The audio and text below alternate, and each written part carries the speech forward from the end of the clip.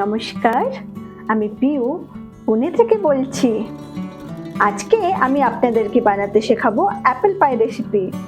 তো apple pie বানানোর জন্য 3টে মতো অ্যাপেল নিয়ে নিয়েছি আমি, আর 3 কাপ ময়দা নিয়েছি।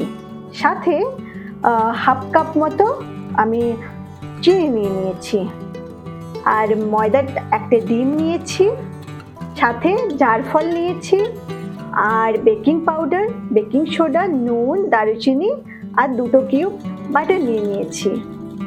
এরপর আমি শুরু করে দেবো আমার রান্নাটা। তো প্রথমে আমি ময়দাতে দিলাম বেকিং পাউডার।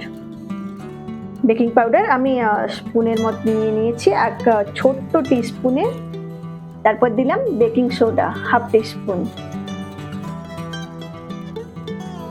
এরপর দেব নুন 1 টিস্পুন মতো।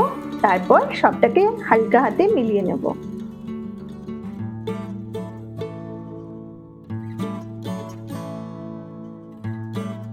ব্যাস, মেলানো হয়ে গেছে। এবার আমি ডিমটা দিয়ে দেব। একটা ডিমই যথেষ্ট।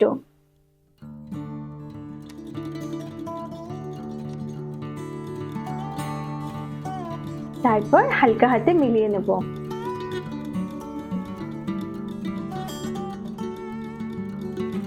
এটা বাটারটা যেটা আমি 2 কিউব নিয়েছিলাম, সেটা আমি একটুখানি মাইক্রো ওভেনে 30 সেকেন্ড মতো দিয়ে ঘুরিয়ে নিয়েছি। তো বাটারটা নরম হয়ে গেছে।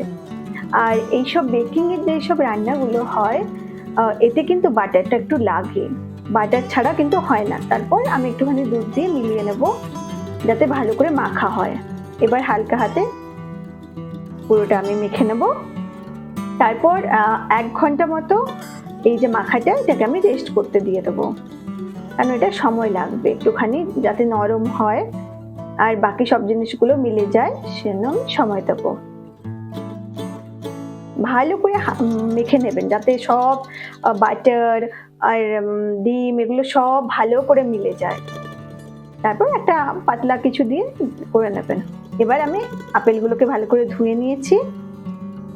এরপর আমি আপেলের ছালটা ছাড়িয়ে নেব। সব আপেলের ছালগুলো ভালো করে ছাড়িয়ে নেবেন।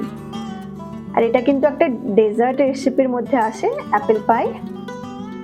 তো এরপর ভালো করে আপেলগুলোকে কেটে নেব। আর আপনি চাইলে, যদি আপনার কাছে কোনো মেশিন থাকে গ্রেট করার টাইপের, তো গ্রেট করতে পারেন। আর আমার কিন্তু কেটে এরকম কিউব সাইজের করলে ভালো লাগে, কারণ কিউব সাইজ করলে খেতে মুখে খুব ভালো লাগে। এখন পর্যন্ত আমার অ্যাপেলগুলো সব ভালো করে কাটা হয়ে গেছে। এরপর আমি অ্যাপেলটাকে একটা মিক্স করে নেব, দেখতে থাকুন। প্রথমে আমি বলে অ্যাপেলটা দিয়ে দিলাম, কাটা অ্যাপেলগুলো। এরপর আমি চিনি দিয়ে দেবো। বলেছি আপনাদেরকে অলরেডি, আমি হাফ কাপ মতো চিনি নিয়েছি। কারণ এরপর আমি একটুখানি লেবু নিংড়ে দেবো, একটুখানি যাতে খাট্টা টাইপের এরকম একটা স্বাদ আসে। আর এটা আমি দিলাম একটুখানি নুন।